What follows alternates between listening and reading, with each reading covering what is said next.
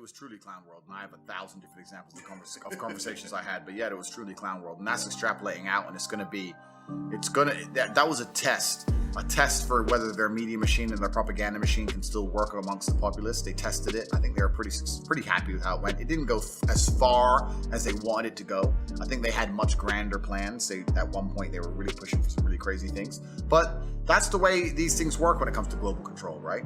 You push until you get to the point where you realize you can't push anymore. The people won't accept it. You give 98% of it back, and then you gain 2%, and you continue to do it on and on and on. And something else will come along sooner or later. And I do think that humanity and the world itself is heading for genuine global slavery. I do think that with things like AI and CBDCs, and as the world gets more and more technologically advanced, and as these people have a greater need for control, as the one bad thing about waking people up is the more people we wake up, the more threatened the system feels. Yes. And then they need a response to that. And the response is to shut up the people who talk. So it's getting interesting, but I think our children's children will live in a world which is very different from our own, and I don't think it'll be more free. I could only argue it would be the opposite. I think it's going to be a lot less free. I think it's going to be a lot more difficult to do anything. All social mobility is going to be destroyed. It's going to be an interesting planet. They're still cowards. It truly is crazy. Going back to our friend, that's why I said that to him. I said, bro, you think you are a coward, and you think that telling your sons to get the injections so they can play baseball makes you a good dad because baseball's so important. No, teaching your sons to not be cowards is what's important. You were a coward, and now your children are going to be fucking cowards just like you. You're a dummy. And this is the thing. We suffer from cowardice, and you're right. People don't, even with children as motivation, they just find a way to be afraid. But I'd argue that I don't even think that's the reason they are cowards. I think if these people didn't have kids and a mortgage, they'd still be. There's a lot of people out there in the world today who think they can avoid this war. They understand there's a war going on. You have those who are completely ignorant to it and pretend that there's no war, but I don't actually believe there's very many of the population. Most people understand there's a war going on. They're trying to avoid it because they don't want to get caught up in any kind of messy situations. But what they do not understand is that the war has come for all of us. And your choices are very simple. Either you have your mind right and you understand objective reality and you're resisting against the Matrix and their narratives, or you're accepting their garbage so you don't have to resist against them. And now you're arguing with your own mind. The people who are purporting these ideas and the people who are sticking up for the Matrix and all of its garbage the hardest are also the people who are talking about depression, talking about anxiety, talking about read their Twitter feeds. Anyone who disagrees with objective reality by circumstance or by happenstance seems to have some kind of mental defect, or they're unhappy, or they're on antidepressants, or they're have anxiety, or they're stressed, or they need time off for mental health concerns, or all this crap. Your mind and your body and your soul, created by God, have a degree of innate understanding of what's right and what's wrong. And if you go against that, you're going to feel guilt, and you're going to feel shame, and you're going to feel uneasy, and you're not going to feel normal. If you're going to go through life and accept all the garbage they tell you to put inside of your brain, I don't believe you can be happy that way. I don't believe you can be a happy individual walking around pretending that blue is green, pretending that green is red, like staying in your house, being fearful, being afraid, hating your fellow man, like believing in these narratives that there's no way you can ever get ahead because you're systematically oppressed and held down by some whatever. And if you absorb all this crap, you're going to be an unhappy person. So I think that either your mind is right and you're happy and you're resisting against the Matrix, or you're an unhappy person who's absorbed the Matrix programming and you're resisting against yourself. We're all going to fight. You're either fighting the system or you're fighting your own brain. You need to make a choice. Now, I personally would rather fight the system than sit inside of a self-destructive cycle looking at myself in the mirror. Yes, I need my 8th injection. Yes, I'm so sad. Like, that sounds worse to me than being canceled. So you can cancel me. But this battle's here for everyone. And I think if the world understood that and if people understood that, a lot more of them would stand up. But they think they can avoid it, and they can't. They pretend not to see it because they don't want to try. This is the thing. If you tell people the solution to something and they don't like the solution, then they'll pretend you're wrong, right?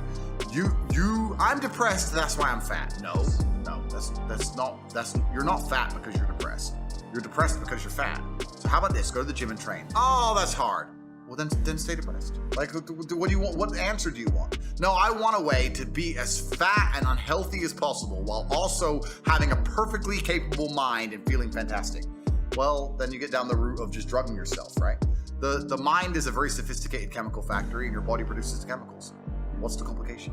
Like, why is it hard to work out? That if your body is efficient and doing what it's supposed to do and strong and is optimal, then your mind is probably going to follow.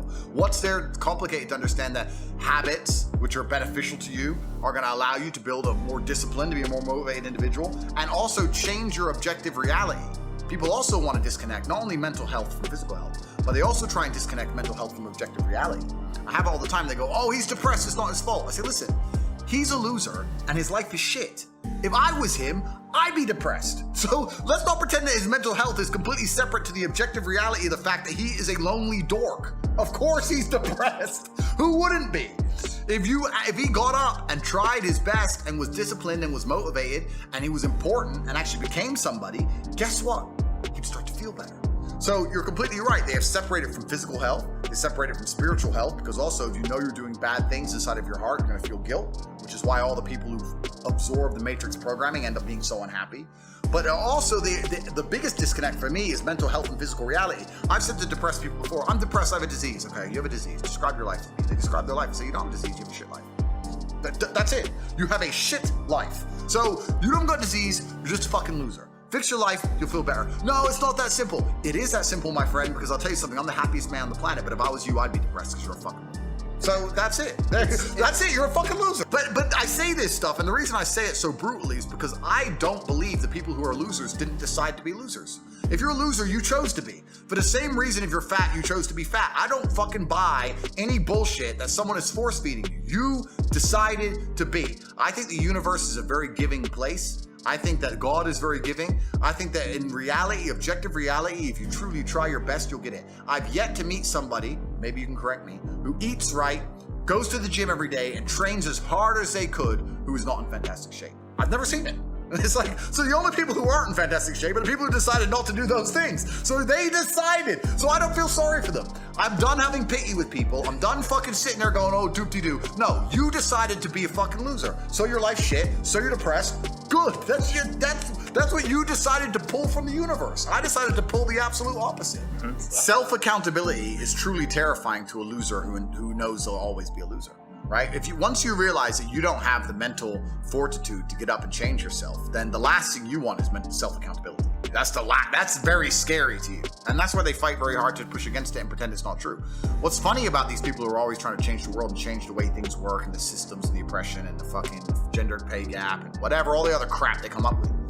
What they fail to understand is that it doesn't matter what system you implement. It doesn't matter if it's democracy or communism. It doesn't matter if it's a monarchy. It doesn't matter what it is. The world is competitive, and there's going to be people who do better than you. And sooner or later, regardless of how you organize or structure a system, the people who work harder or are smarter or more inventive or do better are going to end up with a better scenario or a better situation. If you try and construct a society where that's literally impossible, then society fails. So it doesn't matter what system you try and put together, the winners are going to win and the losers are going to lose. So a lot of these people who are so obsessed with trying to change the system as if it's going to give them a fighting chance, no, because the world is competitive. It's player versus player. A lot of people don't understand that. Every single thing of value that you want, the reason it has value and the reason you want it is because other people want it. That hot girl you want, other men want. That's why you want her, to get her, to show it's valuable. If no one else wanted her, she wouldn't be considered hot, and then you wouldn't want her at all. That's the exact point of it. So you're always competing against other people. Every dollar you want, somebody else wants. Every car you want, somebody else wants. It's completely and utterly competitive, and it doesn't matter what structure you put on top of society. That's base human nature. And if you're going to be a loser, and you're not going to take self-accountability, and you're not going to wake up and realize that absolutely everything in your life is your own fault and you can affect it, then you are going to lose.